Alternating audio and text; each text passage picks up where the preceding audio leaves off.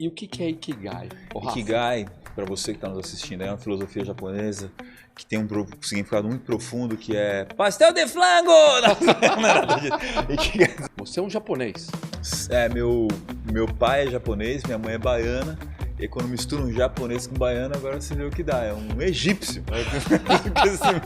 Parece um egípcio daqueles do desenho mesmo. Não parece? Né? Não parece um egípcio. Mas pensa geograficamente, ó. Você tem a Bahia aqui, você tem o Japão aqui. O que tá no meio do caminho? O Egito, é isso daí. É questão genética e geográfica. Então, o exército, ele tem esse lance meio catalisador de...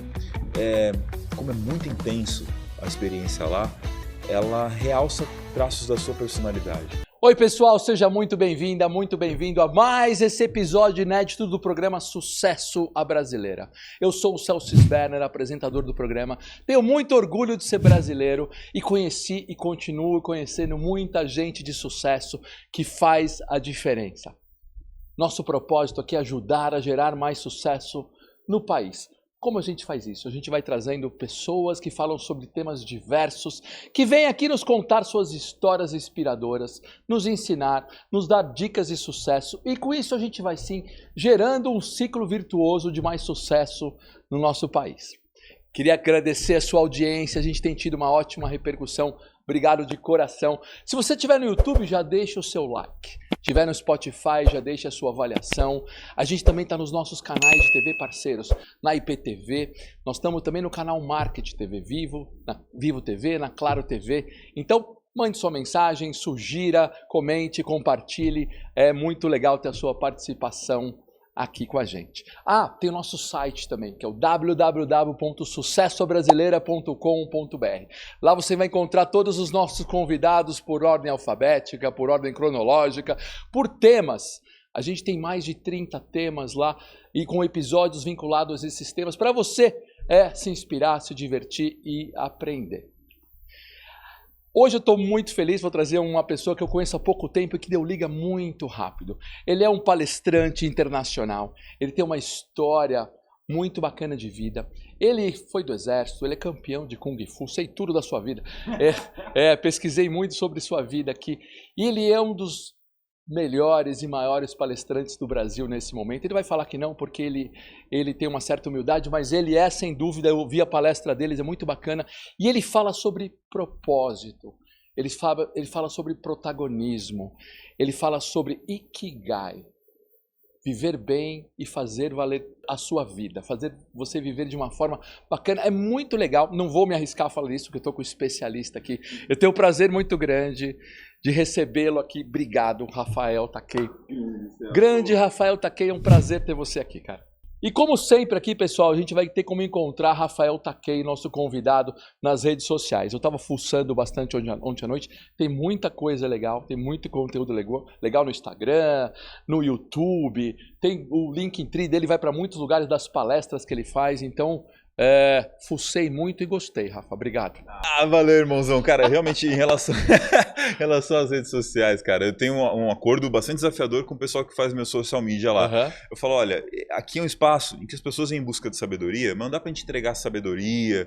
Tem que ter um jeito nosso, que é sabedoria com fuleiragem, entendeu? Tem que ter uma tirada. Você vai ver lá de Kuririn do Dragon Ball, de Avatar Aang, vai ter umas maluquices também, mas tu poder entregar esses aprendizados de uma forma leve, como você viu lá também. Não, é isso, e com bom humor que tá na sua característica. Ele estava almoçando aqui, basicamente dando muita risada, né? Foi muito bacana o almoço. E eu tô feliz de que eu vi você em ação naquela palestra lá no Congerre, no evento em Bauru, onde você gerou toda uma comoção ali no evento, e era um evento de recursos humanos, e você realmente dominou aquilo com uma tranquilidade e gerou um conteúdo que saiu todo mundo motivado, né? E nós vamos falar das suas palestras, vamos falar porque você é um dos top 5 palestrantes hoje de alguns conselhos, entidades, de agências, que é muito bacana. Daqui a pouquinho a gente fala da sua carreira também, mas vamos começar pelo que move você mais. Você fala de Ikigai, que é uma filosofia japonesa. Isso. E o que é Ikigai? Ikigai, para você que está nos assistindo, é uma filosofia japonesa que tem um significado muito profundo, que é pastel de flango! Não é nada disso. Ikigai, as pessoas não tem como falar, tô falando, vai ter fuleiragem lá, tô te prometendo. Cara, Ikigai, na real, é a junção de dois conceitos. Iki, viver, gai, valer a pena. Ikigai é o conjunto das coisas que fazem o seu esforço, o seu trabalho, a sua vida vale a pena como um todo. É algo que ficou cada vez mais famoso quando um cara da National Geographic, né, resolveu fazer um estudo para ver qual é os lugares do mundo onde tem pessoas que vivem mais tempo.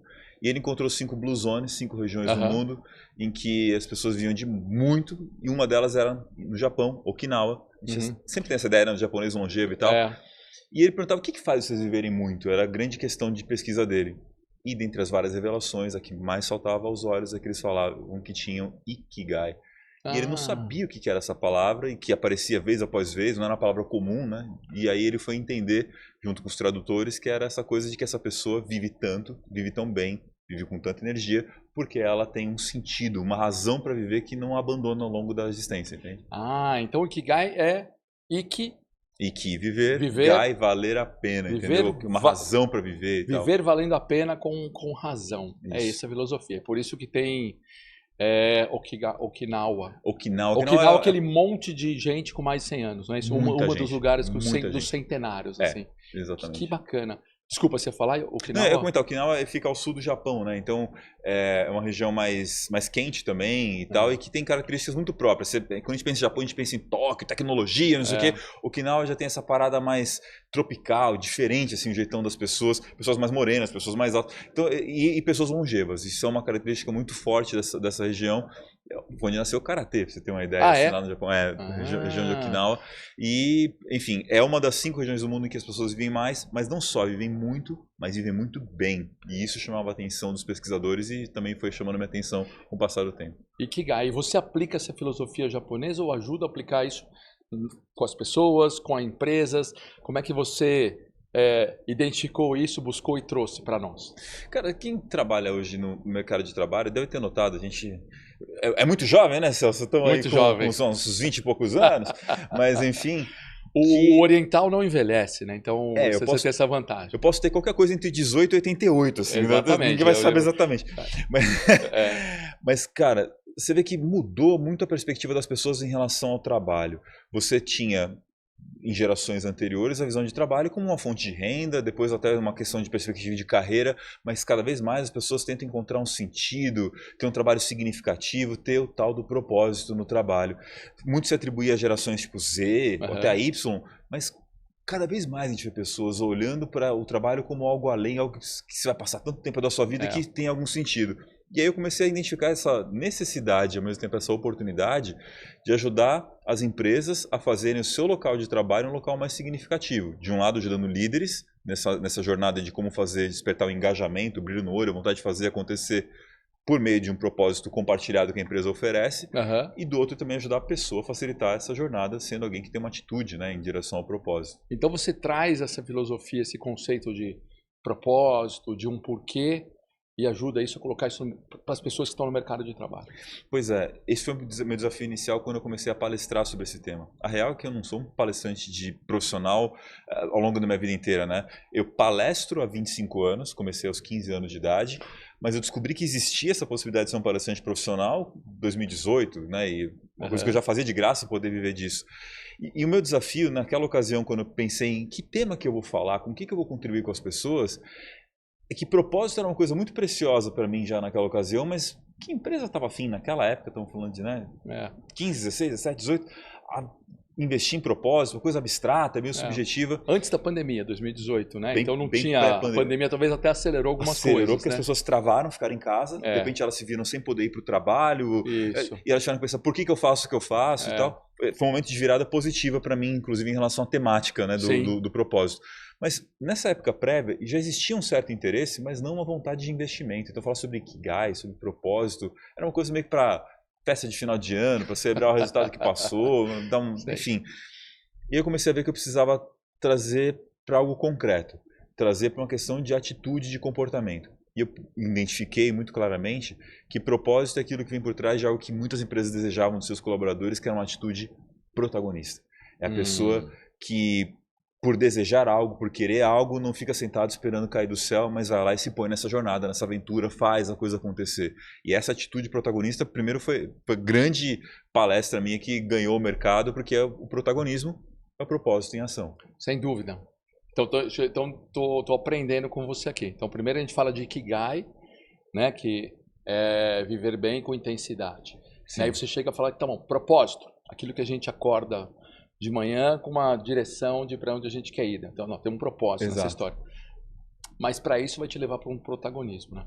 É mais ou menos essa a equação? Essa é a equação, porque, cara, se tem uma coisa que é muito frustrante, é você ter uma coisa que é importante para você e não vivê-la na sua vida. Sim. Uma coisa que você deseja. Você tem um pendor para as artes e sacrifica isso em prol de um emprego que você odeia. Ou você tem só para ficar no exemplo, né, clichê da arte, você tem todo um amor por questões de exatas e tal, e quando você vê, você está trabalhando com um comércio que não tem a ver. Ou você se vê como vendedor. Entende? Quando a pessoa está deslocada do que faz sentido para ela, é uma dor muito grande. E nem sempre a vida leva naturalmente a gente para o caminho que vai fazer sentido. A atitude protagonista é essa de você ver que, poxa, se eu não estou num lugar que faz sentido para mim, o que eu vou fazer para caminhar nessa direção? O que eu vou fazer para esse trabalho, para essa vida, para essas relações valerem a pena? Entendi. Protagonismo, propósito em ação. Muito bacana. Então, pessoal, a gente vai aprendendo aqui, vamos anotando essa história de Ikigai, a gente saber o que é uma filosofia muito bacana. Depois a gente coloca aqui mais informações sobre Ikigai para você fazer. Daqui a pouco nós vamos falar dos seus livros sobre isso. Mas a gente vai falar então de propósito, e propósito que vai te levar a um protagonismo. Antes de falar do seu livro, que eu falo depois, mas eu vi que eles estão aí, a gente tá na hora de Claro. falar deles agora, né? Mas uma coisa muito interessante que a gente estava falando até um pouquinho antes de começar a gravar. Muito se fala hoje de você trabalhar, Rafa, das pessoas trabalharem de acordo com o seu propósito. Uhum. E é uma coisa que você estava falando ali para mim um pouco antes, assim, Celso, mas nem sei se tem trabalho com propósito para todo mundo. Como é que é essa situação? Você tem que trabalhar pelo seu propósito. Tem que fazer o que ama. Faz só o que ama. Mas alguém vai chegar para mim, para você, e falar assim, pô, peraí, não dá para eu trabalhar só com o que eu amo, né? Porque os boletos estão chegando, as contas estão aí. Como é que você vê essa situação? Legal demais essa ação. O que rola, cara? Essa onda de vai fazer o que ama, larga tudo, vai fazer o que ama. Você tem que trabalhar com propósito, me causar uma inquietação mesmo. Por eu ter uma relação muito forte com a questão de ter uma mensagem responsável, uma coisa que as pessoas realmente possam viver, usar na vida delas, trazer resultados na vida delas e tudo. Quando eu comecei a trabalhar o tema de propósito como uma forma de motivação, eu comecei a me perguntar, cara, mas será que tem trabalho com propósito para todo mundo? Não tem comida para todo mundo. Quer dizer, na verdade até tem comida, mas tá mal distribuída, né? E levou um tempão para eu solucionar essa equação. Eu estou provocando as pessoas a refletirem sobre o seu propósito, a terem propósito na vida, no trabalho, mas será que tem? Como é que eu resolvo? E para mim isso se tornou minha grande tese como palestrante. Eu entendi como palestrante de que, realmente, os achados científicos, estou fazendo doutorado hoje em dia, mostram que não tem trabalho com propósito para todo mundo, tem trabalho com sentido para todo mundo. Mas todo mundo pode ter um trabalho menos sofrido e mais significativo. Tá, mas como? E é justamente isso que eu faço no dia a dia corporativo nas empresas. De um lado, ajudando líderes a entender como eles podem ser líderes melhores e fornecerem melhores condições de trabalho para os seus colaboradores, que o trabalho não seja desnecessariamente sofrido. O trabalho tem os seus sofrimentos, suas dores, suas dificuldades, mas o que às vezes é desagradável para um, para outros é uma coisa incrível. Sim. Veja ser palestrante, a gente adora isso, falar em público, mas é um dos maiores medos do mundo é a pessoa subir no palco e falar em público. Então o que é o sonho de uns é o terror de outros. Então o líder ele pode ser essa pessoa que consegue fazer o trabalho ser mais significativo e menos sofrido de um lado. Mas as pessoas também têm que ajudar, né? Porque o que eu mais vejo por aí lidando com lideranças eu faço mais de 100 eventos por ano com organizações de todos os tamanhos, de todas as áreas, multinacionais, cooperativas, órgãos governamentais. São líderes se esforçando, mas as pessoas também não cooperando tanto. Sim. Então, esse é outro lado em que eu trabalho essa atitude. Quando eu falo de protagonismo, é todo um guarda-chuva de comportamentos, de como é que eu escuto, como é que eu me comunico, como é que eu me relaciono, que postura que eu tenho, que ao invés de ser vitimista, eu sou proativo nas minhas atitudes. Esse guarda-chuva de ações que fazem com que a conta feche, vale a pena para ambos os lados fazer o trabalho acontecer. Vai achando um pouco de equilíbrio nessa história. Pois é. Porque muita gente vem aqui, né, e a gente fala disso, de trabalhe com o que você ama, né? Trabalho por propósito. Você tem que fazer aquilo. Dê uma virada na sua vida e vai fazer aquilo que você gosta. Mas eu gostei muito quando você falou assim, não tem trabalho para todo mundo fazer isso. Mas se bem continuar aprendendo aqui com você, Rafa, você está falando então que dá para fazer com que esse trabalho seja menos sofrido e mais significativo. É isso. É isso. Talvez, não sei se vai chegar no propósito total, mas vai ser menos sofrido e mais significativo. A pergunta é, existe uma coisa que é só propósito, alegria e felicidade? Para Cara, 0,1% da população, talvez. Pois é, mas mesmo para essas pessoas, existem as incomodações que um trabalho tem, entende? Por exemplo, eu, como palestrante, norte a sul, leste a oeste do país, fazendo média de 100 eventos por ano. Tem uma parte que é muito legal, eu particularmente gosto muito de viajar e tudo, mas uma vez o meu assessor comercial, ele falou para mim, Rafa, vou fazer uma pergunta, espero que você não fique chateado, eu vejo que você viaja bastante tudo, e eu não sei se você sabe, mas eu nunca viajei de avião, ele contando, né? Como é que é viajar de avião? E eu virei pra ele e falei assim, cara, como é que eu respondo? Já sei. Imagina o seguinte, viajar de avião é é mágico, é uma maravilha da engenharia humana na primeira vez que você viaja. Mas quando você começa a viajar 4 a 8 vezes por semana, que nem eu de avião, é uma rodoviária cara e complicada. Você entende que mesmo o trabalho de palestrante, claro, viajar ao Brasil, tem essas incomodações, faz cadastro na empresa tal, que pedem o exame do pezinho, tudo tem sua dose de chateação. A grande questão é que trabalho é tão significativo para mim que eu estou disposto a tancar, eu nem percebo, esse sofrimento ele passa batido porque realmente existe um sentido maior para aquilo que a gente faz, entende? É isso que a gente é capaz de fazer, e às vezes não é mudar o trabalho em si, mas a nossa percepção do trabalho e tirar as coisas que de repente tornam o trabalho realmente insuportável, doloroso, perigoso, seja lá o que for, entendeu? E hoje também nas suas palestras você vai e tudo que você faz, você vai nessa linha de ajudar as empresas e todo mundo corporativo e todas as associações e todos esses a entender que isso pode ser assim, menos sofrido. Menos sofrido e mais significativo. E como que a gente faz isso, né? De jeito simples e direto. Como é que o líder vai fazer isso? O primeiro erro que eu vejo os líderes cometerem, nos maiores líderes, seja em todos os escalões, desde quem está na presidência ou dono do negócio, é ele tentar adivinhar o que vai ser legal para o funcionário. Aí vê que lá na Google estão botando mesa de ping-pong, bolinha, não sei o que lá, e o pessoal fica contente, ele tenta imitar e fica ruim, não funciona.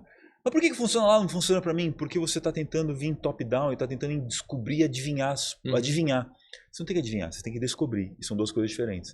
Para descobrir, a primeira coisa que o líder tem que fazer é escutar, cara. É escutar para o teu público, para os teus colaboradores, para o teu modelo de negócio, escutar das pessoas que trabalham com você, o que está causando sofrimento? E o que poderia tornar mais significativo? Sim. Vou conseguir atender a tudo? Não. Mas a partir do que eu escutei e descobri que está causando problema, o que é significativo, o que eu posso fazer para conciliar, para reduzir, melhorar a jornada, ajustar as condições de trabalho, é equipamento, o que eu preciso fazer aqui? É relação entre as pessoas que de repente estão tendo muitos confrontos internos, o que eu preciso fazer aqui para resolver o sofrimento de um lado, recursos e demandas, e de outro, como é que eu posso fazer para tornar mais significativo? O que é significativo para cada pessoa? O propósito não é uma coisa universal que o que é bom para um é bom para todo mundo. Claro. Escutar é muito importante, negociar é importante, desenvolver as pessoas para conseguirem encaminhar na direção do que foi negociado. Tem toda uma jornada que eu vou ajudando líderes e negócios a entenderem como fazer o trabalho ficar mais significativo, percebe? Muito bacana. E agora eu escutando você falar, começo a entender por que você é um sucesso realmente. Obrigado, irmão. Sucesso brasileiro. Porque você está trabalhando hoje num pedaço ali, Rafa, que todo mundo falando sobre essa história de trabalhar com propósito, fazer o que gosta, fazer o que ama, mas fica meio só retórico, né? Então hoje você está trabalhando na essência disso. Pessoal, o que precisa? Todo mundo agora vai começar com essa história, né? Todas as gerações vêm, quanto mais nova a geração, mais se fala nisso. Né? E legal que você está falando, pessoal, olha, líderes, essa é a forma de você fazer. Dá para fazer isso. Aqui vamos sensibilizar dessa forma. As pessoas têm que entender disso. O que faz? Muito legal. Por isso que tem funcionado bem, né? E uma coisa que tem funcionado bem, cara, é que você lida com várias pessoas, já está há muitos anos no meio corporativo, você sabe que tem aquele empreendedor de palco que vem cheio de promessas, histórias de coisas que ele não viveu na prática. Eu tive a honra e a oportunidade de ser promovido a uma posição de liderança muito cedo. Aos 19 anos eu me tornei oficial do Exército e isso permitiu que tô com 40 agora, né? Ei, entreguei, tanto faz. 19, nem parece, nem 19 parece. para 40 não mesmo, não parece são mesmo. 21 anos trabalhando constantemente com liderança. Eu tenho Aham. muita experiência prática, Sim. errando, acertando, tendo ótimos líderes, péssimos líderes, sendo um ótimo líder, um péssimo líder. Eu tive muita vivência prática. E aí, em paralelo com essa vivência prática, minha vida foi me levando, por buscar oportunidade de trabalho, a ter muita formação também. Faculdade, Claro. MBA, mestrado, estou fazendo meu doutorado agora na Fundação Dom Cabral, inúmeras formações de desenvolvimento humano, desde a era que estava famoso o coaching, até eu fui experimentando, entendendo no fim das contas, como é que a gente pega essa prática e pega o que tem de melhor, de ferramenta, de técnica, para fazer com que esse ideal, esse desejo meio utópico de um trabalho significativo, um meaningful work, como se fala em nível científico mundial, ser real, ser factível. Sim. É isso que ajuda as organizações e as pessoas a fazerem, sacou? Muito bacana. Daqui a pouco a gente fala do exército, mas e tudo isso você colocou num primeiro livro, certo? Foi. Que é o livro que eu acho que até tem uma fotinho aqui desse Que livro. beleza. A gente vem vamos ver, tem a foto aí, que é essa aqui. Que é esse livro aqui, Gestão com Propósito. Como despertar o engajamento liderando a cultura alta performance. Então, isso que você falou do propósito está aqui de alguma forma com a sua experiência prática, não só com pura teoria, de como a gente vai gerir essa demanda que existe hoje por pessoas querendo fazer só o que gostam. Exatamente. Eu peguei aquilo que eu busquei para eu usar na minha vida como líder ao longo desses anos, e o que funcionou melhor, o que deu certo, e também aquilo que eu tive a satisfação de me tornar professor universitário aos 25 anos de idade, na área de administração e tudo, coordenador universitário e tal, é aquilo que também vi em múltiplos modelos de negócio de vários alunos que atuavam, o que funciona, o que não funciona, e sintetizei tudo isso nesse livro como um caminho para ajudar líderes a despertar engajamento por meio dessa gestão com propósito. Né? Que legal. E por que tem essa corda, esses nós aí na sua legal, capa? Cara. Isso aí é pelo seguinte, dentro desse livro, a gente trabalha com um conceito chamado Moai. Já falei de Ikigai, que é o propósito, né, e tal. Mas tem algo maior quando a gente fala de um time, uma equipe, pessoas, que é um Moai, que é propósito compartilhado.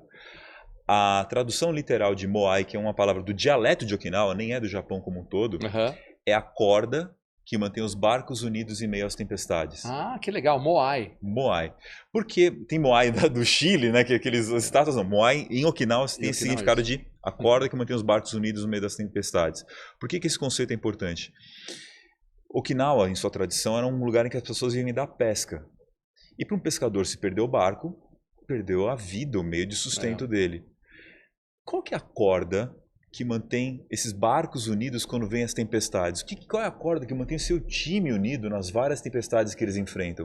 É o propósito compartilhado, é uma coisa que une esse time como um todo. Então, por isso a corda. Sim. E por que 4, né, nós? É porque, como método para poder facilitar, dentre tudo que a gente espera de um líder fazer, existem 4 elos que eu compartilho nesse livro, 4 atitudes essenciais que um líder precisa ter que estimulam esse engajamento na equipe. A primeira eu já dei aqui a letra logo no nosso papo, que é a escuta.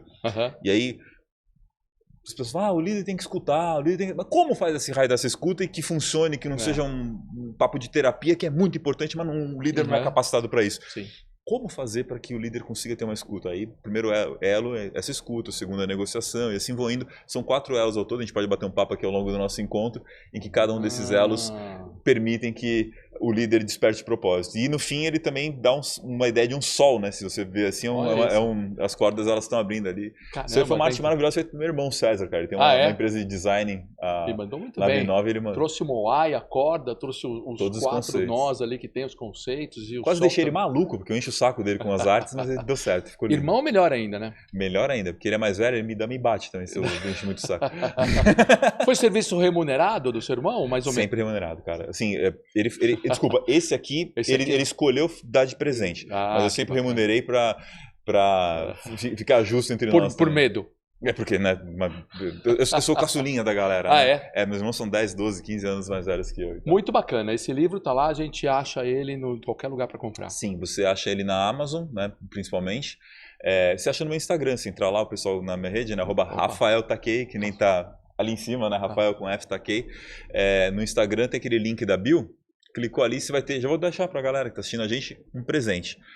Eu peguei um capítulo desse livro, você que é líder e tá querendo trabalhar a questão de motivação, a gente sempre quer, né, do seu time. Tem um capítulo que eu extraí que fala sobre Daniel Pink, Motivação 3.0. Eu fiz um uma junção disso com uma série de ferramentas ali de como fazer as pessoas para entenderem melhor o seu propósito, para elas terem mais autonomia na busca da excelência, que é o tripé do 3.0 da Daniel Pink. Esse capítulo tá de bônus para você, é só entrar lá no meu link da bio lá no Instagram e lá também você fala, pô, mas gostei do capítulo, mas quero o livro inteiro. Aí tem lá também o link já na própria Amazon pra você poder comprar e levar, tá tudo lá. Que bacana. Não, e esse livro, eu vi lá na palestra que você fez, né? Que da palestra, a maior fila do evento que eu tava lá para comprar livro era dessa história, porque é um tema que salta aos olhos e a forma também que você resolve. Pois é. Que você resolve e dá diretriz, atrai muito, né? Então faz sentido. Será que eu conto o segredo de como é que a gente faz uma fila para vender livro? O que você acha? Será? Babaca, né? Claro que eu vou contar. Fique à vontade, conte tudo que você quiser. Mas é o seguinte, cara, a grande sacada de fazer toda aquela fila, a galera comprar, é porque o pessoal entendeu que esse livro vai realmente resolver um desafio que é unânime na liderança. Você viu lá na palestra? Pergunta que eu abro fazendo. Fala, pessoal, quem aqui gostaria de ter pessoas, trabalhar com pessoas com ainda mais brilho no olho, vontade de fazer acontecer, pessoas mais engajadas, levanta a mão, 100% auditório, 100% todo mundo gostaria. Claro. E não é só líderes, os colaboradores também. E lá também. eram os líderes de recursos humanos ainda, daquele evento que a gente estava lá em Bauru. Tinha também presidentes de empresas, diretores, executivos em geral, né? Todo mundo. E mais engraçado, não são só os líderes, não é só RH. Os colaboradores, quando eu faço a palestra pro time, né, sobre protagonismo, eles também, porque ninguém quer ficar arrastando uma mula empacada, entendeu?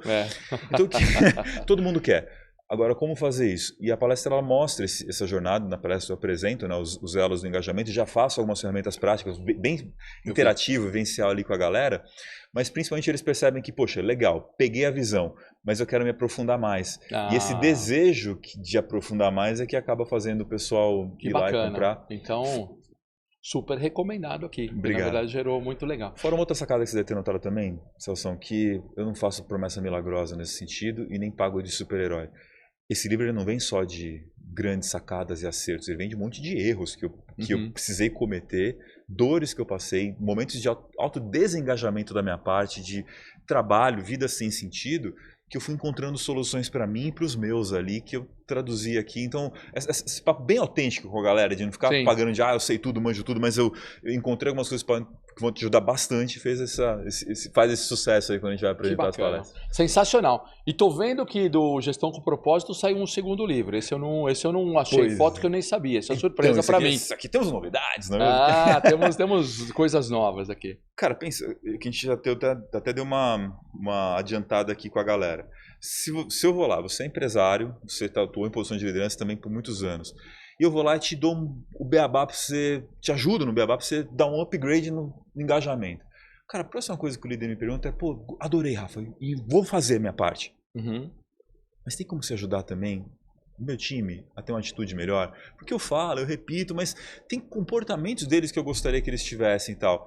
E aí eu comecei sempre que eu palestrava para líderes, depois voltar na mesma organização, na mesma empresa, para fazer um trabalho de desenvolvimento dos liderados também, para fazer no estratégia militar, a gente chama isso de estratégia martelo e bigorna, né? Você tem de lado o martelo batendo e a bigorna, então é nesse meio do caminho que as coisas acontecem. E aí eu comecei a fazer esse trabalho de protagonismo, como eu comentei com vocês junto da empresa, e esse protagonismo, cara, eu já tinha a palestra, os treinamentos e tal, mas acabou surgindo o desejo e a realização aí de criar o livro, né? Protagonismo, assuma as rédeas da sua vida. Não terceirize para o líder, para a empresa, para quem quer que seja, aquilo que você entende que é sucesso na sua vida. Muito legal. Protagonismo, assuma as rédeas da sua vida. Legal. Então, se eu estou entendendo, em teoria, uma continuação do que é a gestão com propósito. É o outro lado da moeda. Um lado fala do líder, outro lado do liderado. E aqui é todo mundo que quer ter protagonismo. Inclusive o próprio líder, que às vezes ele está numa posição de vítima também, pensando, poxa, meu time não me ajuda, minha empresa não facilita e tal. Então ele fala também sobre aí o líder olhando para si mesmo, e não necessariamente para o seu time. Ele fala, tá, como é que eu faço acontecer? Como é que eu entendo o que é sucesso para mim? E trago ele para minha vida. Né? Muito legal, tá bom. Vou deixar aqui um pouquinho. Boa. Eu vou ganhar esse aqui, será? Esse aí já é teu, irmão. Esse é de presente para você. Trouxe para te dar essa novidade. Depois você tem que autografar aqui depois para mim. Com aqui, certeza. Que E sem eu pegar aquela fila enorme, que todo mundo querendo esse autógrafo. Já é Você uma viu, né, cara? vantagem de ter trazido você aqui, que eu não preciso pegar fila de autógrafo. Galera, nesse evento do Congerre lá em Bauru, o Celso tinha montado um esquema que eu achei muito legal. O palestrante acaba de sair do palco, ele já desce ali e vai pro podcast. Participa do Eu podcast. já sabendo o que ia acontecer, logo antes de subir, você viu o que eu fiz nessa ação? Pô, vai acabar minha palestra, vai fazer uma fila. Eu já cantei a letra. Vai fazer uma fila doida. Tudo bem se terminar a fila, eu vou lá. E o Celso super gentil, bacana como ele falou, claro, tranquilo. Mal sabia ele que ia levar quase uma hora para terminar. Não, porque em geral as outras pessoas faziam isso, Rafa. As pessoas estavam lá no evento e bacana, os palestrantes saíam e vinham lá num podcast que a gente fez, uma parceria aqui, Sucesso Brasileiro com o Congerre. Mas em 5, 10 minutos as pessoas vendiam alguns livros e voltavam.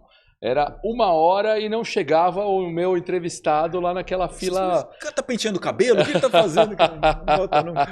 Foi demais, foi, Demais. mas que legal. Mas acho que o tema salta aos olhos, assim, e muito legal, Rafa. E muita coisa que você falou aqui. Vamos começar a falar um pouquinho do Rafael. Você Obrigado. fala de Ikigai, de Moai. Você é um japonês. Meu pai é japonês, minha mãe é baiana. E quando mistura um japonês com baiano, agora você vê o que dá. É um egípcio. Parece um egípcio daqueles do desenho mesmo. Não parece? Né? Não parece um egípcio. Mas pensa geograficamente, ó. Você tem a Bahia aqui, você tem o Japão aqui. O que tá no meio do caminho? O Egito. É isso daí. É uma questão genética e geográfica. Então, por isso você tem esse lado, é um japonês, baiano, com todo esse lado oriental. Ramsés da múmia. Esse lado oriental que te dá e essa simpatia da Bahia que você tem. Baiano estreia, não nasce, né, pessoal? Você tem os dois lados, que bacana.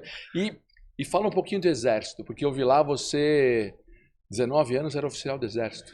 Oficial do Exército. Oficial do Exército. Oficial, pra quem não sabe, patente, ninguém é obrigado a saber, você tem assim no Exército. Tem o soldado, recruta, né, tal. Soldado, cabo, 3º sargento, 2º sargento, 1º sargento, subtenente. Eu, aos 19 anos, era um aspirante oficial, já fui promovido logo na sequência a tenente, que é um oficial do Exército. E como é que faz pra ser tão rápido oficial do Exército? Suborno, não, brincadeira. Foi... Nada a ver, né? É que, cara, em São Paulo, especificamente, e algumas capitais do Brasil, tem o que é chamado de CPOR, que é um Centro de Preparação de Oficiais da Reserva, né? Coisa que também pouca gente sabe. Quando você vai se alistar, se você já terminou o ensino médio, está fazendo faculdade, ao invés de você se alistar para o processo de ser um recruta, um soldado, como é um nível já de graduação e tudo, você tem essa possibilidade de passar por esse curso de formação de liderança para poder ser um oficial. E aí, cara, é uma coisa super rápida. É um ano de formação ali e depois você vai, já alça a posição no nível de gerência. O pessoal que é de carreira, que passa 6 anos na formação, 5, 6 anos, sacaneia a gente falando que a gente faz supletivo para ser oficial. Mas, cara, imagina que legal, 19 anos, experiência de liderança, fora a remuneração, tudo que é incrível. 19 anos liderando caras que tinham de exército, mas o que eu tinha de vida. Eu tinha 19 anos de idade. E estava ali com 19 anos prestes a liderar caras que tinham 27 anos de exército, subtenentes, sargentos e tal. Foi uma baita escola. Foi um ano de formação, 7 de serviço como oficial temporário.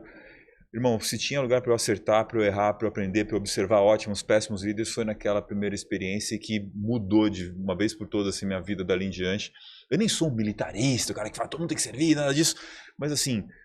foi muito importante para o meu caso, para a minha história e mudou muito minha jornada dali para frente em relação à gestão e assim vai. Né? Você recomenda o Exército para os jovens? Tá aí uma parada engraçada. Tem gente que fala, todo mundo tem que servir e tal. Aí me perguntam, né, você acha que todo mundo tem que servir? O Exército é bom? Eu falo assim, o Exército é o Exército, amigo. Vai ser bom ou ruim, vai depender mais de você do que do Exército. Porque eu vi pessoas, que saíram do Exército com título de doutorado, que abriram suas empresas, que se tornaram que deram muito certo na carreira e que o Exército alavancou as pessoas, e vi cara que saiu preso, entendeu? Foi expulso a bem da disciplina. Porque o Exército ele tem esse lance meio catalisador de... como é muito intenso a experiência lá, ela realça traços da sua personalidade. Sim. Então, se você é um cara bagunçado, disciplinado, pode existir essa redenção. Tem gente que vai ter histórias incríveis, a pessoa que... Mas, no fundo, ele já tinha algo dentro dele que só está precisando de um ambiente propício para poder funcionar.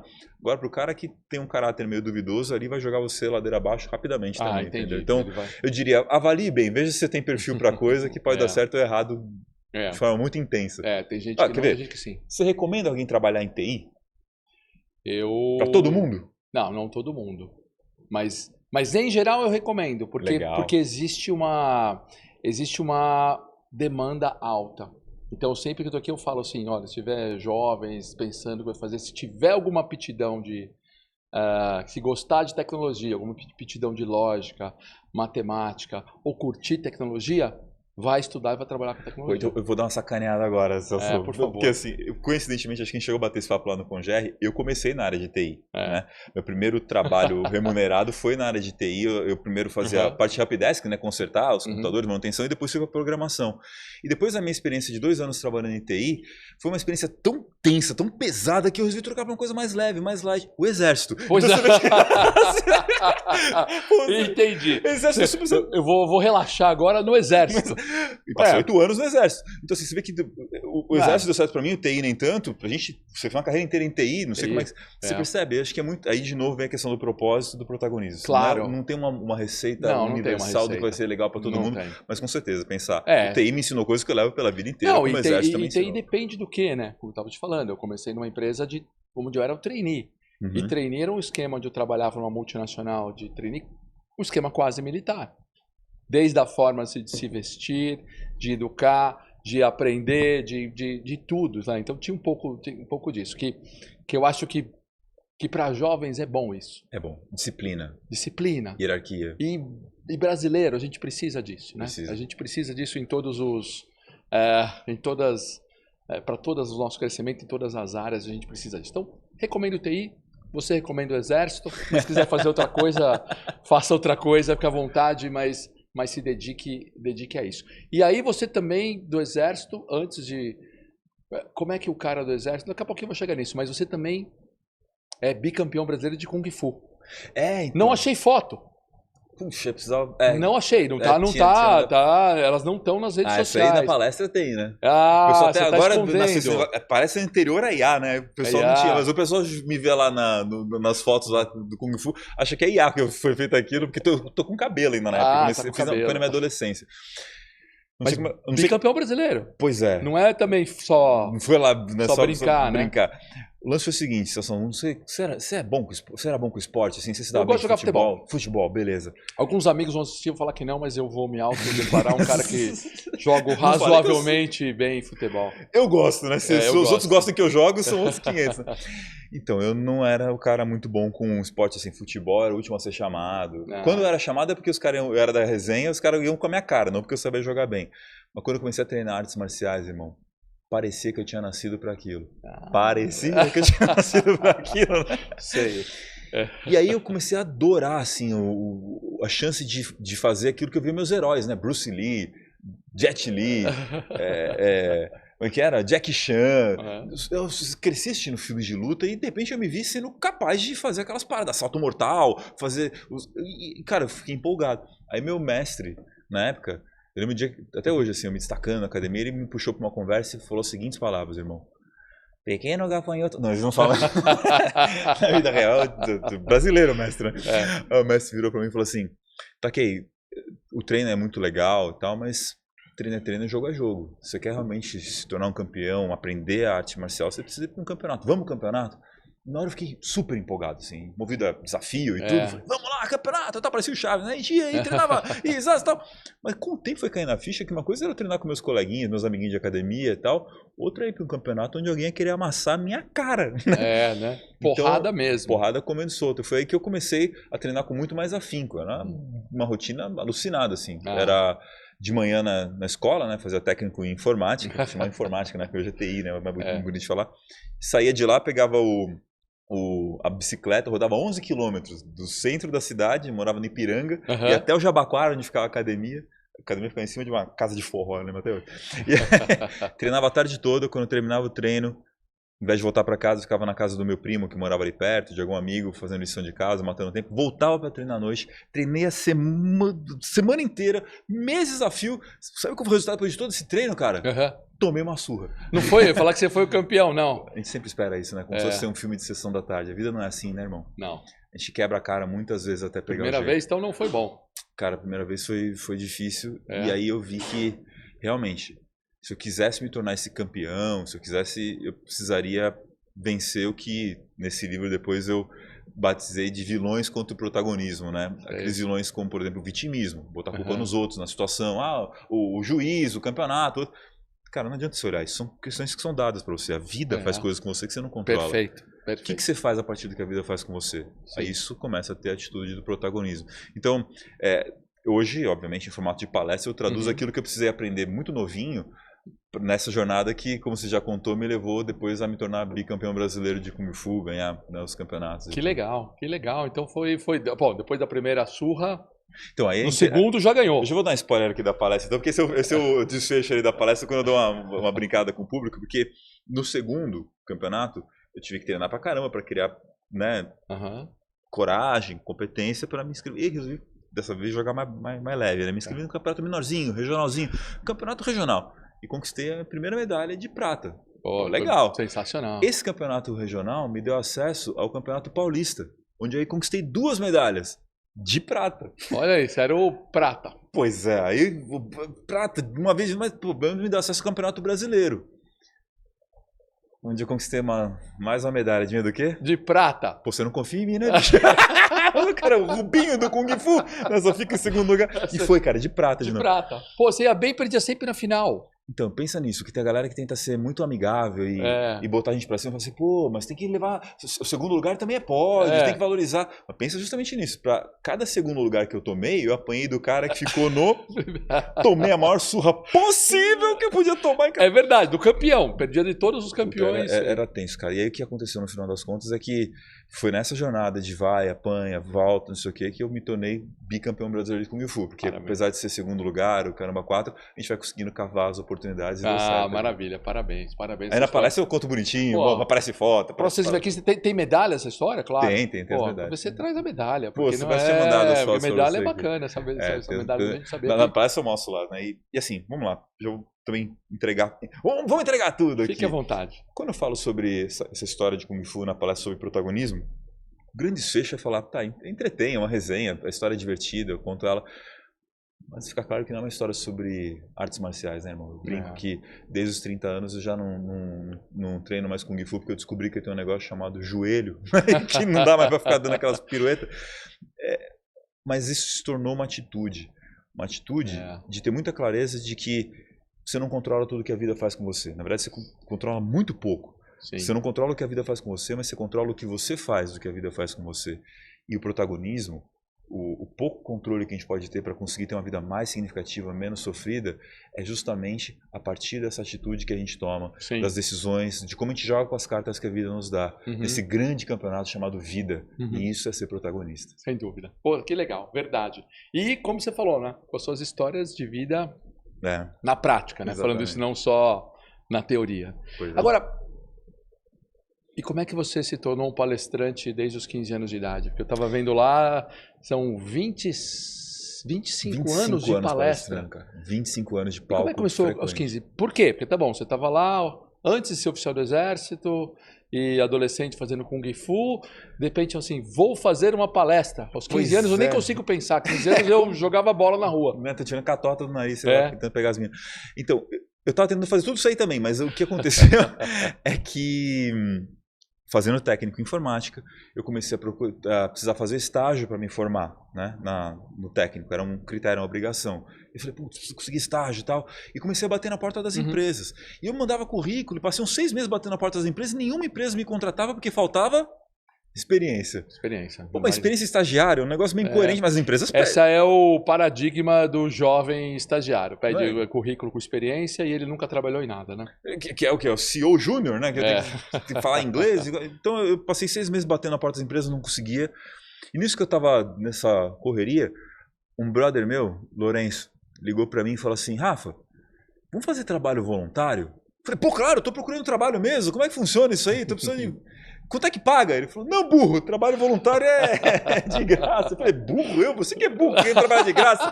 Com esse papo meio patropim, porque hoje é muito óbvio, para quem está assistindo a gente agora, 2020 muito, a gente sabe que é voluntariado, mas volta a fita que eu com 15 anos, era em 2001, Ano Internacional do Voluntariado.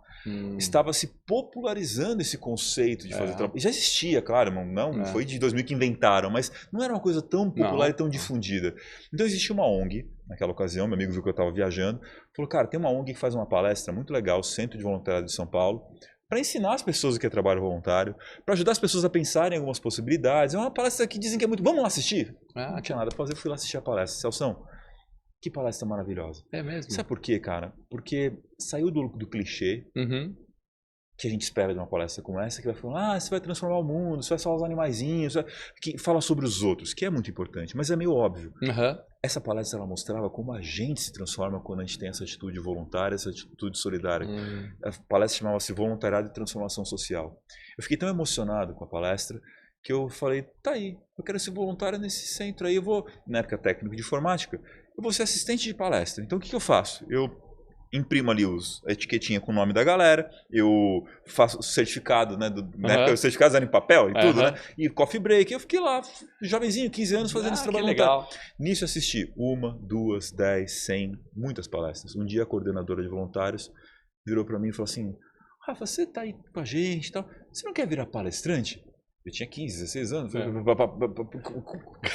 Quê? Gaguejou só até na resposta, né? Pensar, né, cara? Quem vai querer ouvir um palestrante, um adolescente palestrando? Ela falou assim, mas aí que tá a graça, né? Imagina que bacana. As palestras são em dupla. A gente bota você com uma pessoa mais experiente. Vocês dois juntos, se deixar a peteca aqui, a pessoa te ajuda e eu, na loucura, acabei topando. Que legal. Resultado, Celção. Primeira vez que eu fui palestrar, a perna tremia, a mão suava. Eu pensei em falar 5 coisas, esqueci 3, inventei outras 2. Sabe aquela coisa meio maluca? Foi uma experiência tão legal. E nisso foi 1, 2, 10, 100, milhares. Hoje eu tenho, sei lá, mais de 3 mil palestras realizadas, né? Você pensa em 100 eventos por ano e tudo. Claro. Muita palestra. Cara, assim, fora o tempo como professor e tudo que a gente faz, virou essa profissão, virou essa paixão. E de 2018 para cá, aconteceu que eu encontrei um grande amigo, Marcelo de Elias, palestrante profissional, que me fez essa pergunta. Ele falou assim, cara, você já faz isso, você já gosta de fazer isso, você já faz bem feito, afinal você tem uma experiência. Sabia que dá para viver disso, né? Viver de palestra e tal. Falei, maravilha, mato quem para conseguir esse lugar no mundo?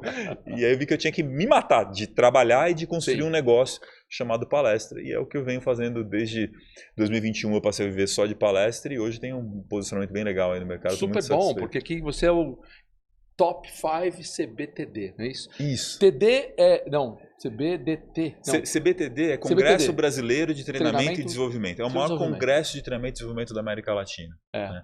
O que tem de especial esse congresso, Celso, dentre tantos eventos que a gente tem pelo ano aí? Por que ele é o maior congresso e ele é tão importante?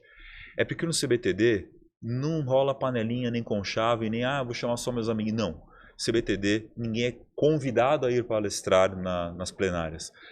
Por ano, mais de 600 trabalhos são inscritos. Dos 600, tem uma comissão científica com os maiores RHs do Brasil que se voluntaria para escolher dos 600, 60 que vão se apresentar. Já é uma eliminatória de 10-1 nessa brincadeira.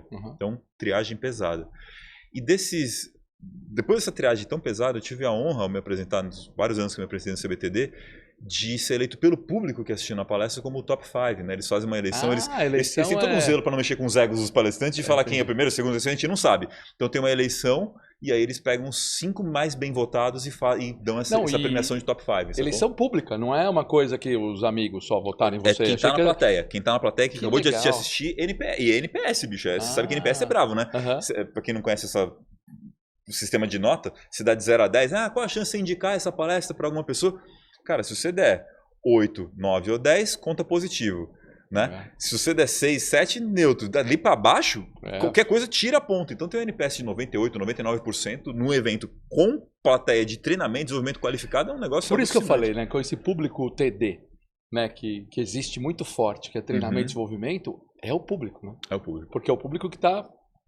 para quem não sabe, tudo que é TD é treinamento e desenvolvimento. Existe associação, CBTD, outras associações. Existe a ATD, que é a internacional. A internacional, que são as pessoas que trabalham com treinamento e desenvolvimento. Então, ali é o supra-sumo dos palestrantes. Pois é. Né? Porque você tem muito palestrante hoje de motivação, né? Do mundo corporativo, alguns vão de outras coisas, mas ali é a nata. O que vale entender é que assim, o CBTD é muito focado para o mundo corporativo, ou seja... Tem uma bifurcação na carreira de palestrante que quem estou assistindo, acho legal esse negócio de palestra e tal. Primeira coisa que você vai ter que entender, primeiro a sua tese, que a gente pode bater um papo depois, mas para manter focado no que a gente está dizendo, uma coisa muito importante você entender eu vou focar em pessoa física ou pessoa jurídica? Qual a diferença? Quando a gente fala que um palestrante trabalha com pessoa física, significa que a pessoa é fã, segue nas redes sociais, N caminhos para aquisição, e essa pessoa, ela compra ingresso para ela ir assistir. Então, quando você vê palestrantes que vai ter ingresso para você ir lá assistir num teatro, num evento que você compra, é o palestrante pessoa física, né? Sim, sim. O Wendel, e assim vai, o Paulo Vieira, pessoa física vai lá e compra para assistir. Tem todo um trabalho, baita mérito, para conseguir gerar essa audiência que compra os seus produtos e vai lá te assistir. Mas pensa, na hora que você sobe num palco de palestrante de pessoa física, você está pregando para convertido. Sim. São pessoas que já foram lá para te assistir, já gostam de você e tudo mais. Pregando para convertido parece coisa religiosa. E não deixa de ser em alguns casos. Não deixa de ser em alguns casos que o cara está comprando ali para ver alguém que ele gosta muito. E todo o mérito para você conseguir fazer isso acontecer. É um caminho. Então quem tem esse pendor é uma jornada. Agora eu fui por uma outra jornada, que é o quê? Não é a pessoa que está sentada na plateia me assistindo que pagou e me contratou. Tem o dono de uma empresa, o diretor de uma empresa, alguém do RH, alguém que representa a organização que fala, eu preciso mudar a mentalidade, eu preciso convencer as pessoas de algo, eu preciso passar uma mensagem e me bota para palestrar para uma plateia que não quer estar lá muitas vezes, entende? Ou até que queira, não sei, mas não escolheram estar me vendo. Eu tenho segundos para conquistar essas pessoas, para que elas primeiro vão com a minha cara, depois elas vejam que o assunto em si faz sentido para elas, depois entregar de fato uma transformação, algo, um aprendizado, um ponto de vista que elas nunca viram, não posso ficar num lugar comum, e preciso fechar com algo que gere vou fazer isso de melhor ou diferente na minha vida. Então é uma jornada diferente. Esse cara ele tem toda uma jornada para convencer que é dificílima para a pessoa comprar, mas depois ele está com a pessoa na mão e não pode perder, obviamente. Eu não. Eu tenho daqui, no momento que eu fui contratado para fazer essa transformação, e aí o que é o CBTD? Ele é focado em pessoa jurídica. Ele é focado em profissionais de treinamento e desenvolvimento das mais diversas organizações que vão lá para descobrir, para todo ano renovar quem que está falando sobre assuntos que estão em voga, que estão em alta, que são transformadores, que funcionam, e ali é a grande meca nosso treinamento e desenvolvimento anual. Entendeu? Muito bacana. Pô, parabéns. Então, Top 5 você agora, esse ano, todo ano é... Todo ano é eleição nova, amigo. Então você não está já consagrado, consagrado. Não. Cara, é 100 eventos por ano e renovando, livro novo, tema novo. Vindo aqui podcast, indo pro Congerre. Cara, não tem. Se você é empresário também, você sabe que o primeiro passo para derrota é você acomodar, ficar arrogante, achar que o jogo tá ganho. Tá ganho não existe, né? Arrogância precede a derrota, né? Totalmente. Não tem muito tempo para comemorar. Comemora em voo mesmo, né? Você comemora rapidamente tudo. Em todas as áreas. Tem um treinador de basquete, me fugiu o nome dele agora, ele é lendário. Ele era muito divertido porque quando o time dava aquela canelada de passar uma bola errada, errar uma bandeja fácil e tal, e você vê que o jogador ficava meio abalado, lá do banco, ele gritava, next! Que é o quê? Próxima jogada, são 120 pontos. Perdeu essa, vamos pro próximo, entendeu? Não fica na muralha muito tempo. Levanta e segue em frente. Levanta a poeira. Aí quando alguém vinha fazer aquele passe mágico, aquela ponte aérea, dava aquela enterrada que o estádio vem abaixo, o cara... Adivinha o que ele gritava do banco? Next! Exatamente. Próximo, irmão. É isso aí. E assim, comemora, curte, celebra. Mas não esquece de que o próximo passo é o que vai te manter de pé e caminhando, entendeu? Não falamos de futebol aqui nesse podcast, mas tem um cara que fala muito disso, que é o Abel Ferreira. Pois é. Por que ele dá o técnico do Palmeiras, para quem não conhece, mas ele sempre fala, eu estava vendo ele falar esses dias. Cara, não importa o que acontece no jogo, a gente tem 24 horas para a gente comemorar ou aceitar a derrota. Então, jogou no domingo, segunda-feira celebra ou comemora e esquece tudo isso porque terça-feira é vida nova. É isso. Né? Então é isso. Tem ponto corrido. Descansa, tudo mais, e terça-feira vida... Isso vale para a vida profissional e vale para as palestras e vale para você que é top 5 CBTD, para você vir aqui de novo ano que vem e falar, sou B-Top 5. Sou B-Top... Tem Banca Barão 3 vezes top 5 no CBTD. Tem gente que já acumula troféus e assim por diante, ano após ano. Muito assim legal. Cashbank. Esse é daqueles casos que eu estava te falando no nosso almoço lá de pessoas que vêm aqui e que trazem histórias maravilhosas. Marcelo Ramos é um desse, cara. Ele foi fundador da Swile Benefícios, é uma empresa um unicórnio que vale mais de $1 bilhão hoje. E hoje ele trabalha nesse banco para fazer a disrupção do mercado financeiro. Basicamente é o seguinte, se você tem lá todo brasileiro 70% dos brasileiros precisam de um certo dinheirinho ali para Sim. terminar o mês. Pô, faltou alguma coisa. Então você recebe lá pelo Cashbank, a gente está fazendo isso lá na nossa empresa. A gente recebe pelo Cashbank, tá bom, quero pegar R$1.000 ali de crédito. Peguei R$1.000 de crédito. Tá bom, em 40 dias eu vou pagar lá, sei lá, R$200. Esses R$200, quando eu pego os R$1.000, o Cashbank te devolve na hora 100% em benefícios. 100% de cashback. Então eu posso usar esses R$200 para pagar o Uber, para pagar a minha conta de telefone, para pagar o almoço, ou quer almoçar lá no Outback, no América, ou qualquer restaurante. Então aquilo que ele gastou de juros volta como um cashback. Então, ele pega R$1.000 e R$200 em crédito. Entendi. E aí ele veio aqui, eu fiquei olhando, mas, Marcelo, aí não fecha a conta, né? E como é que... Peguei 1.000, vou pagar 1.200, e você me dá os 200 em todos. E ele me explicou toda a história de custo de aquisição de cliente, dos mais de 800 parceiros que ele tem, das negociações que ele tem aqui. Aquela jogada do que é barato para mim e caro para a pessoa. Porque ele começa a te levar mais clientes, ele leva mais clientes para o Uber, para as torres. Muito legal. Falei assim, Celso, muita gente vai nos copiar, a gente é o primeiro a fazer isso no mundo, mas a gente tem 2 anos e meio na frente negociando com muitos parceiros já. Então, legal, cashback funciona para você que está assistindo aqui. Para você que está assistindo, vendo aqui, vale a pena olhar e colocar na sua empresa. Então, muito. É muito bacana, né? E também brasileiro. Tem mais uma empresa que nos ajuda aqui, que é a Multi. A Multi é aquela que eu te falei, eu sou um dos sócios, a gente faz tecnologia. Aqui a gente faz tanto recursos de tecnologia, de achar os profissionais, os disputados profissionais de tecnologia atualmente para qualquer nível, para qualquer empresa, em qualquer formato. Então na Multi a gente faz isso. Assim como também projetos desde estratégia de TI, de inteligência artificial.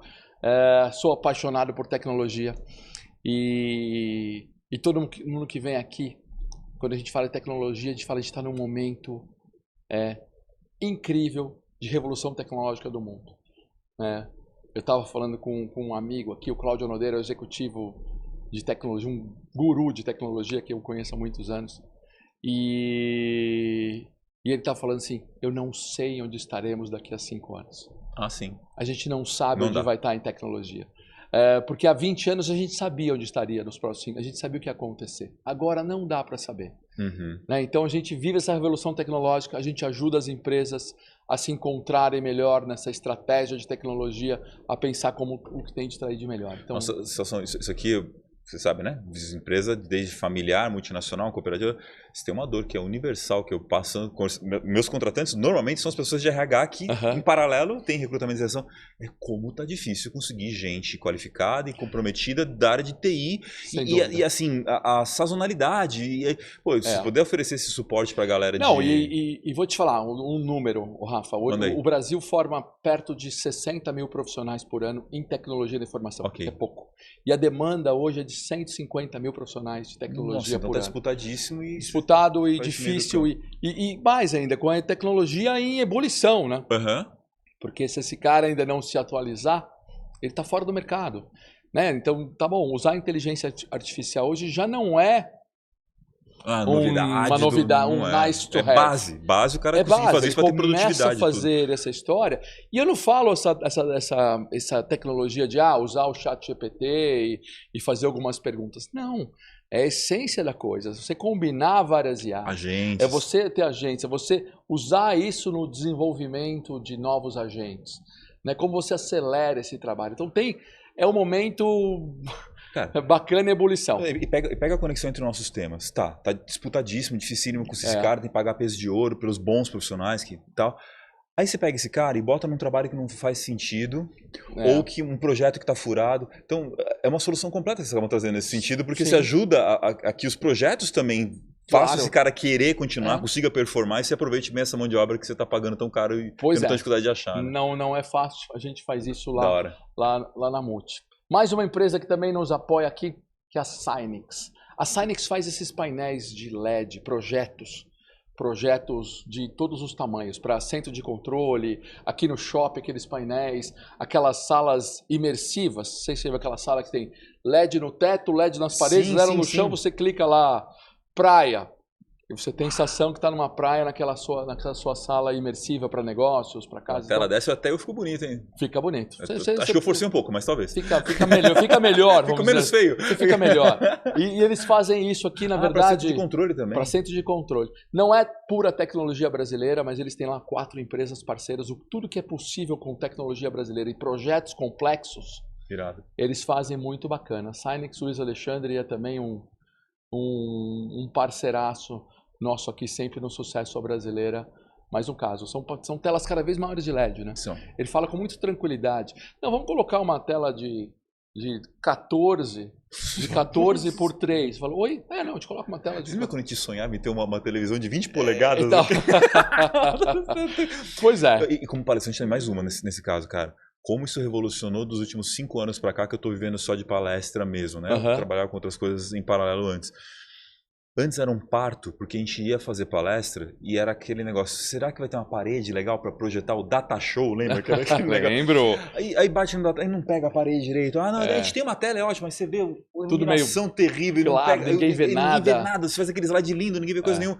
Cara, agora, eventos com tela de LED, fica lindo, cara. Lindo, Passe, né? Lindo, tamanho, e qualidade alta e tudo ali, né? Eles fazem isso aí, a Sinex, Luiz Alexandre. Então a gente vai trazendo sempre esses casos de sucesso aqui. Muito bem. E falamos só de coisa boa, né? Sim.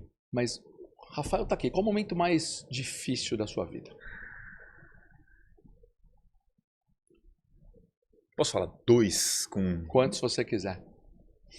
Vamos falar um no terceiro setor, no social, que eu comecei como voluntário, né? Minha carreira profissional, eu começo com trabalho voluntário e até hoje, né? Sou vice-presidente do IA3, uma ONG que ajuda jovens em comunidades carentes de Pinda, mas tive um momento de grande fracasso. Também falar do outro na carreira profissional, remunerado e tudo. Vamos lá. Primeiro, eu tive o desprazer, a dor, a frustração de fechar uma ONG. Lembra que eu comecei no Centro de Voluntariado de São Paulo, né? Sim. E quando eu fui servir o exército, eu fui transferido para um quartel em Taubaté, a aviação do exército de Taubaté e tal. Eu estava lá tocando a minha vida, até que eu descobri que existia um centro de voluntariado de Taubaté. Olha que maravilhoso. Eu vim fazer um curso em São Paulo e a presidente do centro estava lá, a gente ficou amigo e tudo. E ela me chamou para começar a fazer umas palestras lá. Eu falei, vamos, com certeza. Eu estava meio, né, nesse interstício aí de tá meio São Paulo, meio Taubaté. Foi lindo, cara. Até que um dia, numa dessas reuniões com os diretores e a presidente e tal, rolou um motim, assim. Os diretores viraram e falaram, olha, a gente já não está mais gostando da forma como a presidente está conduzindo as coisas. E, Rafa, a gente está vendo a sua experiência, seu brilho para fazer as coisas. A gente gostaria que você fosse o presidente daqui para frente. Na cara da presidente, assim, sabe? Nossa! Eu olhei aquela Boa cena. Situação, hein? Eu tinha o quê? 23, 2... Eu fiquei meio... Eu falei assim, olha, gente, eu preciso pensar no que vocês falaram e tal, pra ficar ainda mais na situação de corno. Eu tinha trazido a presidente até a reunião e eu ia levá-la de volta pra casa. Ela tá de carona comigo. No carro ela virou pra mim e falou assim, olha, Rafa, não é fácil ouvir o que eles falaram lá, mas eu preciso dar meu braço a torcer, acho que a coisa está difícil mesmo e se você topar, o mais importante para mim é que o centro dê certo. Se você topar ser presidente, eu tô do seu lado. Se você quiser, se for útil para essa causa, ela se dispôs, eu só aceito se você for minha vice, então, tudo bem? Tudo. Onde é que foi o fracasso? Até a história tá boa. Tá linda, né? Pô, jovenzinho, 20% do presidente, tudo maravilhoso. Volta pro Ikigai, volta pro protagonismo. Uma coisa é eu ser apaixonado por ser palestrante. Por falar sobre voluntariado, aquela mensagem e tudo. Outra era eu ter que administrar esse time insurgente. E eles eram muito legais, eles quiseram cooperar mesmo, mas outra era em meio a tantas coisas que eu fazia, era o exército, eu estava terminando faculdade, MBA, tentando namorar, eu no meio dessa loucura, eu organizar uma organização social e fazer ela funcionar e entregar o resultado que eu esperava dela, das pessoas fazerem voluntariado. Deu errado, Celso, assim, não é que deu errado, esse foi o ponto que depois, quando eu comecei a ver que estava muito pesado para mim, eu falei, cara, eu preciso fazer uma sucessão, preciso que alguém toque a gestão do negócio para eu ser um voluntário pontual, que realmente cabe na minha vida. Não tinha ninguém para me suceder. Já teve essa dor de sucessão, de você ter o próximo passo para dar, mas o anterior ninguém? Difícil. Falei, ninguém, cara, e aí? Aí eu tentei, fui, voltei, eu sabia que eu não podia mais fazer, não podia deixar aquela ONG, o CNPJ dela abandonado, ninguém queria assumir, eu não tinha mais como tocar aquele sufoco, a coisa não estava andando, eu fechei o centro de voluntariado. Caramba. Foi uma vergonha gigantesca para mim. Ah, é? Como cara que começou no terceiro setor, que incentivava as pessoas a terem resiliência, a se reinventarem, quebrar um negócio, né, nesse caso. Eu passei muito tempo sem nem fazer palestra. Acho que foi o único hiato nesses 25 anos que eu fiquei sem... Ah, sim, porque sentiu o golpe mesmo. Eu sentia vergonha de subir num palco e falar para as pessoas serem voluntárias, sendo que eu tinha fechado uma ONG. De novo vem essa vice-presidente Terezinha do Amaral Montuani. Sempre te agradeço e reconheço publicamente. Um dia ela, quando o centro fechou, ela tinha essa alma, ela tem essa alma voluntária até hoje. Foi fazer assistência social com 60 e poucos anos de idade. É uma pessoa incrível. Ela estava numa outra ONG e falou, você pode vir fazer uma palestra para os nossos voluntários, para estimular? Eu falei, Terezinha, que hipocrisia vai ser essa de eu subir num palco para querer falar de voluntariado, sendo que eu fechei. Eu falei assim, Rafa, a gente errou com você. Você é jovem. E você foi posto numa posição da presidência do centro que não tinha a ver com você. Você não gostava desta função específica lá. Você lidera como oficial, você lidera em outros contextos, mas nesse contexto você estava vendo que você estava infeliz. Então, não permita que esse fracasso que você trouxe para você de ter que fechar o centro, lembra que é de todos nós. Nós todos fechamos o centro. Ninguém mais assumiu, ninguém mais está disponível. Não permita que isso tire você e o mundo daquilo que você tem de melhor para fazer, que é ser palestrante. Então, vem falar sobre isso mesmo, vem falar sobre as dificuldades de ser palestrante, vem falar sobre como seguir em frente quando as coisas dão errado, e ali eu redescobri a minha posição, de uma posição de muito mais humildade e concretude.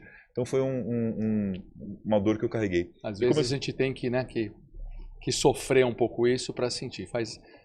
Não é que faz bem, mas às vezes é importante para você ganhar mais casca, né? Pensando, bicampeão brasileiro de Kung Fu, no Exército a gente não entrou nesse mérito, mas eram 5.000 candidatos, 140 alunos. Claro, depois de provas físicas, mentais e comportamentais, eu tive a honra de ser o primeiro colocado da minha turma. Ah, é? Top 5. Eu estou muito habituado, sou até meio arrogante, mas eu tenho esse drive de ter muita clareza do que eu quero e lutar incessantemente. A derrota não é uma coisa que eu estou muito acostumado. Assim, amargar uma derrota permanente como essa, assim. Sim. Cara, foi muito importante para fazer pisar no chão e como o fracasso ensina essas coisas pra gente. Sem assim, dúvida, né? Sem dúvida. Eu falei que ia falar de outra profissional, vou falar bem curtinho porque eu estendi bastante nessa do social. Muito legal. Foi eu já oficial do Exército, com todas essas louros e glórias, né, primeiro colocado, 01, como a gente chama e tudo. Você era o 01. 01, o famoso. 01, sabe? Eu tava lá no Exército vibrando, na minha formação, e fui designado para um quartel. Chegou nesse quartel, eu encontrei condições adversas, assim, de liderança, de colegas. Não é falar mal do Exército, obviamente, não passaria 8 anos numa instituição que fosse ruim. Mas toda instituição tem seus altos e baixos, tem suas áreas melhores e piores. Todas. Eu peguei um momento, pra mim, que, cara, foi descaso da liderança, foi desentendimento com os colegas e foi, acima de tudo, a minha arrogância potencializando por 1000 naquele momento os problemas ali de interação, de trabalho. E eu, de repente, me vi do menino altamente engajado, primeiro colocado, perdendo brilho no olho, e como a Gallup classifica, indo para o lado do desengajamento. Chegou uma hora, eu só ia para receber o salário mesmo. Eu estava absolutamente desgostoso. Falando português, eu estava puto com tudo que tinha acontecido comigo, promoção que atrasou, quando a gente vê as hipocrisias, tem um monte de coisa que você fala, é isso que eu estava indo para ganhar dinheiro e acabou. E se você trabalha dessa forma, se você odeia o lugar que você trabalha, as pessoas com quem você trabalha, você sabe bem do que eu estou falando, que era um momento horrível assim na minha vida. E eu entendo que esse foi um fracasso, foi um momento de muita dor, porque, cara, a gente fica muito nervoso como líder, como empresário, quando a gente tem alguém que está com essa atitude que eu estou falando, desengajado, está remando contra e tal, mas o que a gente às vezes não para pensar é o quanto que a vida dessa pessoa é miserável por ela gastar horas e horas e dias e dias e meses em uma coisa que ela detesta. Então, eu entendo que foi um fracasso passar por esse momento e eu só consegui sair dessa e completar meus 8 anos como temporário, porque no meio dessa jornada encontrei um líder espetacular, Capitão Basílio, hoje já Coronel Basílio na reserva, um advogado previdenciário tributário maravilhoso. Ele é inclusive a história que eu retrato no livro e na palestra em si, em que esse líder enxergou que não era só um moleque com má vontade ou que era bom na teoria, mas não queria nada na prática, essas coisas. Ele enxergou que tinha acontecido alguma coisa, uma frustração. Eu digo hoje que via de regra as pessoas desengajadas, as pessoas que estão ativamente contra o negócio, são pessoas que se sentiram insultadas pela pessoa, pela empresa, sabe o que foi? Por alguma situação, né? E como líder ele fez aquilo que eu falo, que são os elos de engajamento. Antes de sair julgando, apontando, me prendendo, ou me expulsando bem da disciplina, ele resolveu me escutar. O que aconteceu, Takei? O que aconteceu que você se perdeu? Ele negociou comigo para pensar, bom, se essas são suas frustrações, como é que a gente pode resolver? Será que a gente consegue? Pô, e ele legal. foi conciliando nessa jornada. Lógico, nem tudo que foi combinado eu consegui cumprir de primeira, ele foi me desenvolvendo ao longo dessa jornada, e ele não fez isso só comigo, ele fez com toda a equipe, gerando um pertencimento. Ele foi um líder exímio. E muito do modelo dele na prática de liderança e do que ele me ajudou nessa jornada de redenção também perante a minha atuação como oficial do Exército, é o que depois viraram os princípios que eu me aprofundei, estudei e traduzi nos palestras, treinamentos, livros, tudo que eu ensino sobre liderança. Que boas histórias, Rafa. Então, e olha que legal, né? Então, para a gente chegar em tudo que você faz, né? Não tem como não ter fracasso. Não tem como não ter essas coisas, assim, né? E duas coisas parecidas que sempre teve alguém que ajudou, né? Então, Sim. a Terezinha, a Coronel, abraços para a Terezinha, para a Coronel Basílio. Que alguém nesse momento escuta, ajuda, usa os elos do engajamento e traz você para cima de volta. Super comum essa história, não só no Exército. Mentor, né? No Exército, muita gente vem aqui e conta histórias muito similares dessa história, sabe? Isso é um pouco de... Parece que o sucesso brasileiro, em alguns momentos, passa por um pouco desse tem um código, né? Desse fracasso, dessas coisas, bom para ganhar casca, né? Você fala muito de Ikigai, né? Viver e fazer valer a pena. Para você, o que na vida o que faz valer a pena? Só pergunta difícil para você. Como você tá top número 1, perguntas fáceis não existem. Eu respirei, pensei fundo, apesar de ser uma questão recorrente na minha vida. Eu sou de uma linha do Ikigai, tem duas principais. Uma que acredita que propósito é uma coisa que você faz que dá sentido e tal. Eu sou de uma linha que é a inversa. Ikigai é o conjunto das coisas que fazem a sua vida valer a pena. Então, se você me permite responder de forma ampla, são várias coisas e algumas delas são, obviamente, minha atuação como palestrante, essa carreira maravilhosa. Imagina, Celso, o que é você sair de casa para trabalhar e no seu trabalho ser aplaudido.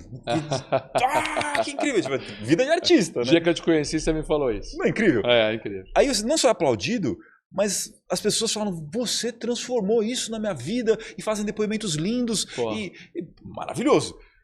E você é super bem pago e fica nos melhores hotéis. Um emprego dos sonhos para muitas pessoas, para quem tiver aí para se aventurar, é uma jornada desafiadora conquistar isso, mas claro. amo de paixão, já fazia de graça, descobri como ganhar uma boa vida com isso, se torna obviamente uma coisa que faz minha vida valer a pena. Isso em âmbito profissional. Agora tem um outro lado que faz minha vida valer a pena bastante, que eu vou aprofundando cada vez mais, é o esporte. Eu falei do Kung Fu, o Exército tem uma questão muito física, jogar basquete, o surf, que eu sou apaixonado. Eu entendo que eu tenho esse lance muito forte do esporte, de tudo que ele ensina pra gente, isso faz minha vida valer a pena. Outra coisa é a arte. Eu, em paralelo com a carreira de palestrante, eu sempre faço coisas ligadas à arte, na stand-up comedy. O Diogo Portugal teve aqui, né? O Diogo Portugal teve um grande amigo. Cara, me deu me ajudou a realizar um sonho. Eu já era fã dele desde o início dos anos 2000, lá quando ele começou.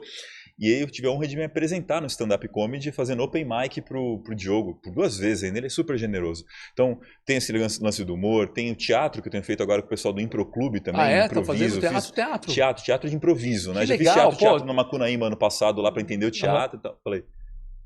E aí eu fui fazendo esse teatro de improviso, esse negócio de tal, então... A arte é muito importante. Que legal. A ciência, eu amo a ciência, eu amo coisas que têm fundamentação, que não é pela questão da teoria nem nada, mas é porque se você for ter que ficar reinventando a roda toda vez, você vai errar nas mesmas coisas que a gente já errou no passado e você pode se valer, entende? A ciência, ela aumenta a chance de sucesso, de replicabilidade de um modelo que funciona. E por último, para fechar, eu acho que é o fundamento que me deixa de pé e que me ajudou, talvez em todos esses momentos desafiadores, família, cara. Sim. Não dá pra fugir disso, não. Né? Desde a família nuclear em que eu nasci, pai, mãe, irmãos, né? O livro que e hoje a família que eu construí junto com a minha esposa, filhos, nas barras mais difíceis que eu passei, altos e baixos, acho que a família eu vi no seu livro que a dedicatória tem uma lista grande da família ali, né? Muito bacana. Tem até uma fotinho aqui que eu achei, uma foto. Não é fácil achar foto sua nessa história aqui, né? Minha esposa. Nosso aniversário de casamento. Achei uma foto. Lá bacana, tive que fuçar muito, mas encontrei. Falei, não vou dormir tarde, mas vou achar essa foto. Bota a gente de IA, viu? Que legal. Alana, certo? E ali bacana no momento. E você é um cara muito família desde o primeiro dia que eu te conheci, cara. Fica evidente essa história de você trazer família e o jeito que você faz. Quando você exalta e honra a família, isso é notório. Então isso aí faz muito bacana. Então, parabéns para você por isso. Parabéns, beijo para a Alana que tem também que divide todo esse sucesso. As pessoas que falam, né, do sucesso e tudo, tinha aquela máxima, né, atrás de todo grande homem há uma grande mulher. Aqui eu tenho ao lado mesmo. Eu sei que isso também já virou clichê nesse caso, mas é porque não é fácil ser esposa de alguém que viaja. Se eu faço 100 eventos por ano, viagem de volta 2 a 3 dias, eu passo de 200 a 300 dias fora de casa, indo, voltando. A gente tem um filhinho de 7 anos de idade e tudo, Miguelzinho e tudo. Ela sempre me apoiou. Desde que era... Sabe, tudo era mato! Quando eu estava lá fazendo meu mestrado, em 2013, ela já dava força para ser professor, coordenador, para fazer minhas palestras. Eu nunca ouvi um porém dela em relação a... Muito pelo contrário, eu sempre... Até quando eu estava em momentos mais difíceis, com aquelas vontades de jogar tudo pro alto, a gente só não joga e depois a gente tem que recolher e arrumar de novo, né? Ela quem estava lá para me ajudar. Que legal. Tudo isso acontecer. Que legal. E pergunta que eu faço para todo mundo que vem aqui. O Rafa, o que você entende por sucesso? Essa eu gosto de responder com uma frase de Dale Carnegie. Né? Quem estava no Congerre já ouviu e agora eu vou contar aqui para você do sucesso brasileiro. Dale Carnegie é uma das pessoas, umas mentes mais influentes do século XX, criador do que hoje o pessoal entende como cursos de oratória e tal. Dale Carnegie dizia que sucesso é você conseguir o que quer, felicidade é você gostar do que conseguiu. E o meu complemento, que já que a pergunta não é o que Dale Carnegie acha, mas o que eu acho, é que felicidade sem sucesso não se sustenta. Vira uma utopia ou é muito fugaz. Agora, sucesso sem felicidade não vale a pena. Então, no fundo, sucesso é você ser capaz de estabelecer coisas que são significativas para você, que você sente que vão valer a pena você lutar por elas, e você ser capaz de criar um caminho até alcançá-las. E esse momento do alcance é o sucesso. E que é fugaz. Depois o que você faz? Procura o próximo sentido, a próxima coisa que vai fazer valer a pena, e acho que esse movimento todo é o sucesso em si. Muito legal, muito legal. Uma coisa que vai mudando de tempo em tempo, né, Rafa? Vai mudando. E muita gente que está escutando e vendo você aqui, nos assistindo aqui, com certeza fala assim, quero ter esse mesmo sucesso do Rafa, quero ser oficial do exército, quero ser bicampeão brasileiro de Kung Fu. Quero ser careca. Quero ser careca para não gastar dinheiro como eu gastei um dinheirão para cortar esse não cabelo que eu tenho. Quero ser palestrante, quero ter o poder fazer a vida valer a pena. Para quem está assistindo aqui, e você deu muita dica durante o episódio, mas resumindo, que dicas você daria? Dica número 1, não queira nada disso que eu sou, porque isso faz sentido para mim, para o que a vida fez de mim e do que eu fiz da minha vida. Esse é o sucesso a Rafael. e tentar replicar, e tentar copiar isso é uma grande chance de gerar uma dor e um grande insucesso. O primeiro passo é entender o que é sucesso para você. Isso vem de repertório. Repertório que é experimentar coisas. Veja quantas experiências profissionais eu tive, você teve, experiências pessoais, viagens, conversas. É de se jogar no mundo. E isso é a história do protagonismo. O protagonismo numa jornada do herói, ele é chamado como aventura e ele se joga. É de experimentar, de ter as dores, as glórias. É disso tudo que a gente vai se construindo e vai entendendo o que é propósito para nós, entendendo o que significa sucesso. Para ser bem estruturado, quando você começa a ter essa noção do que faz sua vida valer a pena, quais são as coisas importantes para você, eu citei várias aqui, você vai tendo as suas, escolhe uma dessas coisas e estabelece um ponto onde você quer chegar com elas.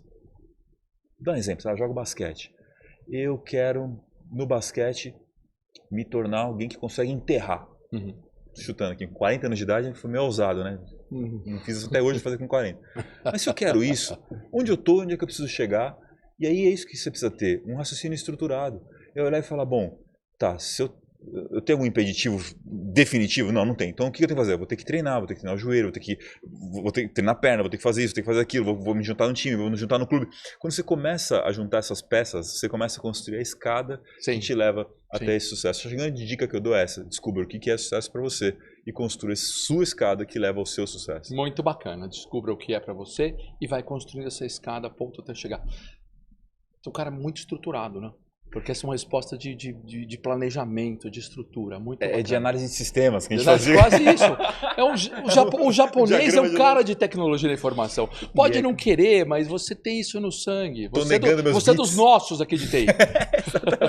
Tem um pouco de acarajé e um pouco de hardware aqui. Um pouco de hardware e japa. O japonês tem isso, nasce assim estruturado e aquele cara que vai passar sempre em primeiro na faculdade. Mais um aqui. Quando o pessoal pede para me apresentar em palestra, eu falo que eu sou um artista cientista, né? Eu tenho o lado baiano que é artista, e tu tem o lado cientista do japonês ali. Muito legal. Pô, Rafa, nem parece que estamos conversando aqui há horas, olha aqui, mais de hora. Estamos aqui uma boa hora conversando. Eu queria agradecer muito a sua presença aqui. Deu liga muito fácil.